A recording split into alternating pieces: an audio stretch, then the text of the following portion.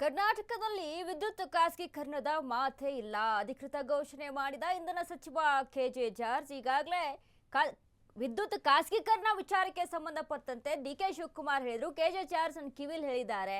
K J George ಹೇಳಿದ್ದಾರೆ, ಯಾವುದೇ ಕಾರಣಕ್ಕೂ ಡಿಕೆ ಶಿವಕುಮಾರ್ ಇರುವಂತಹ ಕಾಲದಲ್ಲಿ ಖಾಸಗೀಕರಣ ಅನ್ನುವಂಥದ್ದು ಆಗ್ಕೂಡ್ದು ಅಂತ ವಿದ್ಯುತ್ ವಿಚಾರದಲ್ಲಿ. ಇದೀಗ ಕರ್ನಾಟಕದಲ್ಲಿ ವಿದ್ಯುತ್ ಖಾಸಗೀಕರಣದ ಮಾತೇ ಇಲ್ಲ.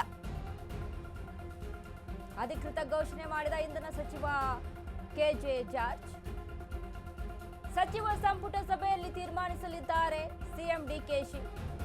ಕರ್ನಾಟಕದಲ್ಲಿ ವಿದ್ಯುತ್ ಲೈನ್ ಎಳೆದವರು ನೀವು, ಹಣ ಮಾಡುವುದು ಖಾಸಗಿ ಕಂಪನಿಗಳ, ವಿದ್ಯುತ್ ಖಾಸಗೀಕರಣಕ್ಕೆ ಅವಕಾಶ ಕೊಡಲ್ಲ ಎಂದ ಸಿಎಂ ಡಿಕೆ ಶಿವಕುಮಾರ್. ರಾಜ್ಯ ವಿದ್ಯುತ್ ಸರಬರಾಜು ಖಾಸಗೀಕರಣದ ಪ್ರಶ್ನೆಯೇ ಇಲ್ಲ ಅಂತ ಹೇಳ್ತಾ ಇದ್ದಾರೆ ಸಿಎಂ. ಅತಿ ದೊಡ್ಡ ಘೋಷಣೆ ಮಾಡಿದ ಸಚಿವ ಕೆಜೆ ಜಾರ್ಜ್.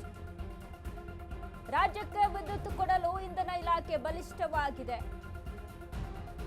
ಇದು ಅಶ್ವವೇಗ ನ್ಯೂಸ್ನ ಅತಿ ದೊಡ್ಡ ಇಂಪ್ಯಾಕ್ಟ್ ಸ್ಟೋರಿ. ನಿಮ್ಮ ಅಶ್ವವೇಗ ಮೆಗಾ ಅಭಿಯಾನದ ದೊಡ್ಡ ಆರಂಭಿಕ ಗೆಲುವು ಇದು.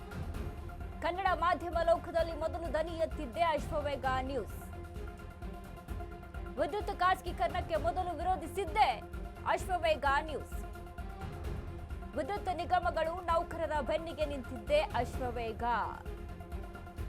ಖಾಸಗೀಕರಣ ವಿರೋಧಿಸಿ ರಾಜ್ಯಾದ್ಯಂತ ನಡೀತಿದೆ ಹೋರಾಟ.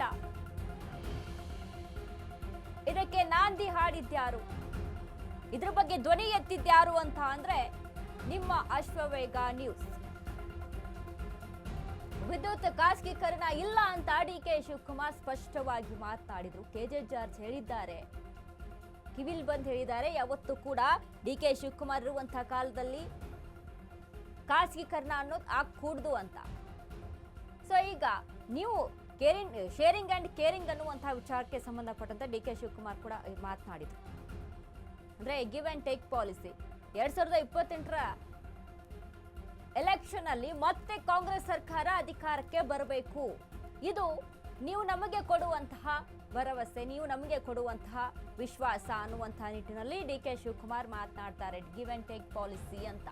ಇನ್ನು ವಿದ್ಯುತ್ ಖಾಸಗೀಕರಣ ವಿಚಾರಕ್ಕೆ ಸಂಬಂಧಪಟ್ಟಂತೆ ರೈತರು ಕೂಡ ಪ್ರತಿಭಟನೆ ಮಾಡ್ತಾ ಇದ್ರು. ಎಲ್ಲೆಡೆ ಕೂಡ ಪ್ರತಿಭಟನೆಗಳಾಗ್ತಾ ಇತ್ತು. ಇದ್ರ ಬಗ್ಗೆ ಧ್ವನಿ ಎತ್ತಿದ್ಯಾರು ಅಂತ ನೋಡಿದ್ರೆ ಮೊದಲಿಗೆ ಅಶ್ವವೇಗ ಇದ್ರ ಬಗ್ಗೆ ಸುದ್ದಿಯನ್ನ ಪ್ರಸಾರ ಮಾಡುತ್ತೆ. ಸರ್ಕಾರ ಈ ರೀತಿಯಾದಂತಹ ನಿರ್ಧಾರವನ್ನ ತೆಗೆದುಕೊಳ್ತಾ ಇದೆ, ಇದು ಎಷ್ಟರ ಮಟ್ಟಿಗೆ ಸರಿ, ಇದು ಸರ್ಕಾರದ ಆಸ್ತಿ, ಸರ್ಕಾರದ ಹತ್ರನೇ ಇರಬೇಕು, ಜನಕ್ಕೂ ಕೂಡ ಪ್ರಶ್ನೆ ಮಾಡುವಂತ ಹಕ್ಕಿರುತ್ತೆ. ಖಾಸಗೀಕರಣ ಆಗ್ಬಿಡ್ತು ಅಂತ ಅಂದ್ರೆ ಯಾರನ್ನಂತ ಹೋಗಿ ಕೇಳೋಣ, ಸಮಸ್ಯೆ ಬಂತು ಅಂತ ಅಂದಾಗ ಅಥವಾ ಖಾಸಗೀಕರಣ ಆದಾಗ ಖಾಸಗಿ ಕಂಪನಿ ಅದಕ್ಕೆ ಬೇಕಾದಂತ ರೂಲ್ಸ್ಗಳನ್ನ ಮಾಡ್ಕೊಳ್ಳುತ್ತೆ. ಇದ್ರ ಬಗ್ಗೆ ನಾವು ಮಾತಾಡಕ್ಕಾಗುತ್ತಾ, ಸರ್ಕಾರನ ಆದ್ರೆ ನಾವು ಪ್ರಶ್ನೆ ಮಾಡಬಹುದು ಅನ್ನುವಂಥ ನಿಟ್ಟಿನಲ್ಲಿ ಜನ ಯೋಚನೆ ಮಾಡಿ, ರೈತರು ಕೂಡ ಯೋಚನೆಯನ್ನ ಮಾಡಿ ಪ್ರತಿಭಟನೆಗೆ ಮುಂದಾಗಿದ್ರು. ಇದನ್ನ ವಿರೋಧ ಪಡಿಸ್ತಾ ಇದ್ರು. ಬಟ್ ಇದೀಗ ಸ್ವತಃ ಡಿಕೆ ಶಿವಕುಮಾರ್ ಅವರು ಹೇಳಿದ್ದಾರೆ, ವಿದ್ಯುತ್ ಖಾಸಗೀಕರಣ ಇಲ್ಲ ಅಂತ. ಗಿವ್ ಅಂಡ್ ಟೇಕ್ ಪಾಲಿಸಿ ಆಗಬೇಕು. ನಾವು ನಿಮಗೆ ಕೊಡ್ತೀವಿ, ನೀವು ವಾಪಸ್ ನಮಗೆ ಕೊಡಬೇಕು. ವಾಪಸ್ ಕೊಡಬೇಕು ಅಂತ ಅಂದ್ರೆ 2028ರ ಎಲೆಕ್ಷನ್ ಅಲ್ಲಿ ಮತ್ತೆ ಕಾಂಗ್ರೆಸ್ ಸರ್ಕಾರ ಅಧಿಕಾರಕ್ಕೆ ಬರಬೇಕು. ಇದೇ ನೀವು ನಮಗೆ ಕೊಡುವಂತಹ ವಿಶ್ವಾಸ ಅನ್ನುವಂಥ ನಿಟ್ಟಿನಲ್ಲಿ ಡಿಕೆ ಶಿವಕುಮಾರ್ ಮಾತನಾಡಿದ್ರು. ಇನ್ನು ಕೆಜೆ ಜಾರ್ಜ್ ವಿಚಾರಕ್ಕೆ ಸಂಬಂಧಪಟ್ಟಂತೆ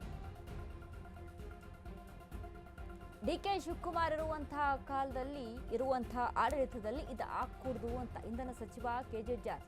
ರಾಜ್ಯ ಪೂರೈಕೆ ಮಾಡೋದ್ರಲ್ಲಿ ಬಲಿಷ್ಠವಾಗಿದೆ, ಯಾವುದೇ ರೀತಿಯಾದಂಥ ತೊಂದರೆ ಇಲ್ಲ, ವಿದ್ಯುತ್ ವಿಚಾರದಲ್ಲಿ ಸರಾಗವಾಗಿ ನಡೀತಾ ಇದೆ, ಇದನ್ನ ಖಾಸಗೀಕರಣ ಮಾಡುವಂತ ಅವಶ್ಯಕತೆನೇ ಇಲ್ಲ ಅಂತ. ಬಟ್ ಇದ್ರ ಬಗ್ಗೆ ಕ್ಯಾಬಿನೆಟ್ನಲ್ಲೂ ಕೂಡ ಮೀಟಿಂಗ್ ಆಗುತ್ತೆ, ಕ್ಯಾಬಿನೆಟ್ನಲ್ಲೂ ಕೂಡ ಚರ್ಚೆ ಆಗುತ್ತೆ. ಚರ್ಚೆಯ ಬಳಿಕ ಅಧಿಕೃತವಾಗಿ ಮತ್ತೊಂದಿಷ್ಟು ನಿಯಮಗಳನ್ನು ಡಾಕ್ಯುಮೆಂಟ್ಲಿ ಇದನ್ನ ಘೋಷಣೆ ಮಾಡ್ತೀವಿ ಅನ್ನುವಂಥ ನಿಟ್ಟಿನಲ್ಲಿ ಡಿಕೆ ಶಿವಕುಮಾರ್ ಮಾತನಾಡಿದ್ರು.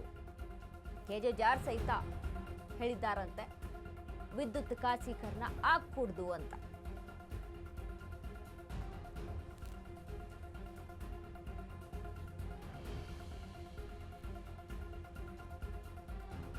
ಡಿಕೆ ಶಿವಕುಮಾರ್ ಒಂದು ಮಾತು ಹೇಳಿದ್ರು, ಮಾತನಾಡ್ತಾ ಅರಮನೆ ಮೈದಾನದಲ್ಲಿ ಭಾಷಣ ಮಾಡ್ತಾ ಇದ್ದಂಥ ಸಂದರ್ಭದಲ್ಲಿ ಒಂದು ಮಾತನ್ನ ಹೇಳ್ತಾರೆ. ಏನಂತ ಅಂದ್ರೆ, ನೀವು ನಮಗೆ ಮೋಸ ಮಾಡಿದ್ರೆ